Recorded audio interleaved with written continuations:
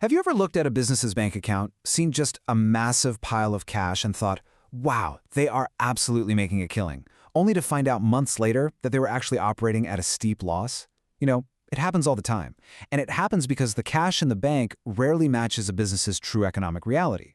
Welcome to this explainer, where we are going to completely crack the code on how accountants solve this exact problem.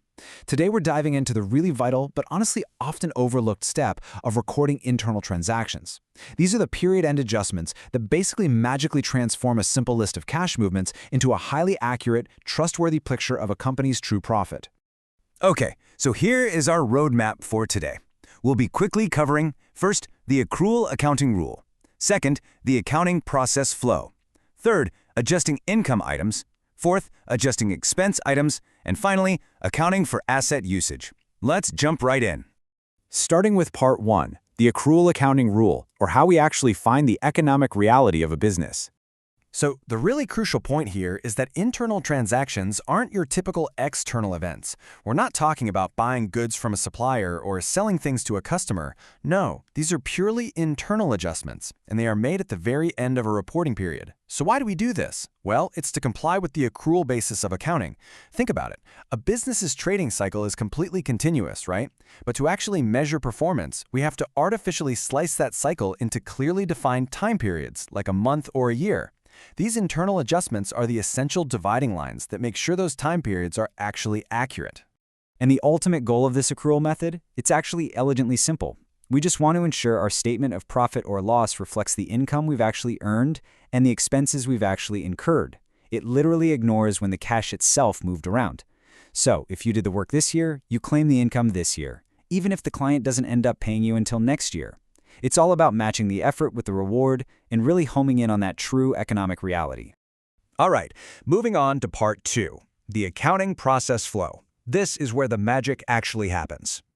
Now, think about the whole accounting process flow from start to finish. The key step we're talking about, processing those adjusting entries, sits right smack in the middle of everything. It happens right after we prepare a pre-adjustment trial balance and right before we produce the final financial statements. You're taking all that raw daily data you've been entering all year long, you hit pause, calculate your internal adjustments, record them in the journal, post them to the ledger, and only then do you get your post-adjustment trial balance. This is the exact moment where your raw data gets refined into the absolute truth. Which brings us to Part 3, adjusting income items. Basically, earning before you collect. When we go to classify income adjustments, we're generally looking at three distinct scenarios. First, you have the absolute perfect scenario. The cash you received perfectly equals the income you actually earned during that period. The result, absolutely no adjusting entry is needed. It's a clean break. But, then we have the other two scenarios where timing gets, well, a little bit messy. What if you receive cash before you actually earn it? Or, on the flip side, what if you earn it, but you just haven't received the cash yet? This is exactly where our adjustments swoop in to save the day. Notice the stark contrast between these two messy scenarios. If you take money early, cash received in advance, well, you haven't earned it yet, right? You literally owe that customer a service or product. That creates an unearned income liability on your statement of financial position.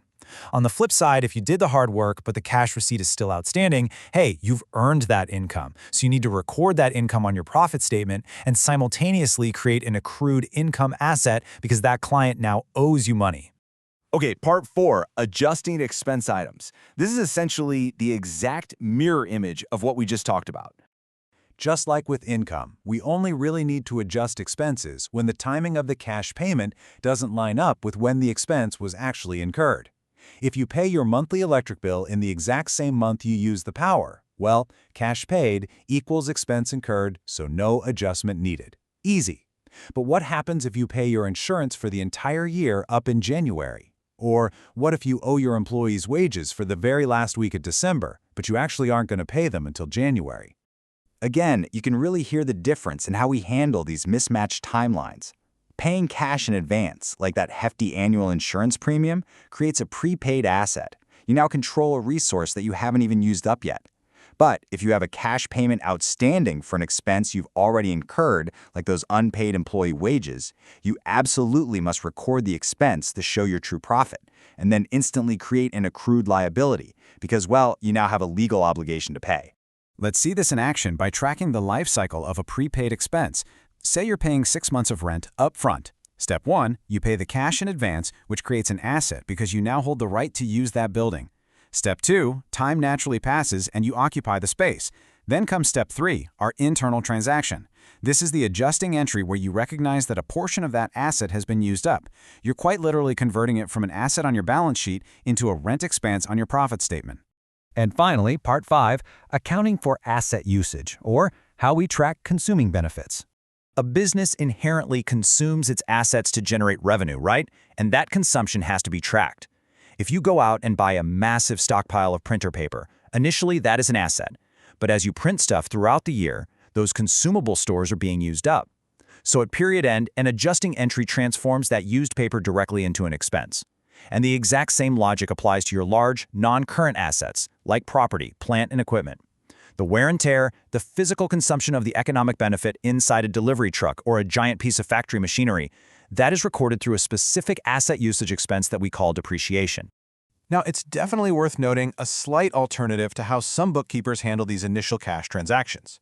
Sometimes a business might record a cash receipt directly into an income account right out of the gate, or maybe a cash payment directly into an expense account, even if it's for an entire year's worth of a service. If they do it that way, the period-end adjusting entry simply works in reverse. It transfers the unearned income back into a liability, or the unused expense back into an asset. The math actually leads you to the exact same accurate financial position. You're really just taking a slightly different route through the ledger to get there. As we wrap up this explainer, I really want to leave you with a critical question to ponder. Without adjusting entries, would your business be hiding its true profit or masking its hidden debts? Think about it. If you skip this crucial period-end detective work, you are fundamentally distorting your entire financial reality.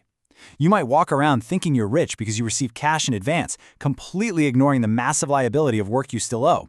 Or you might panic thinking you're broke, ignoring the incredibly valuable prepaid assets you still control.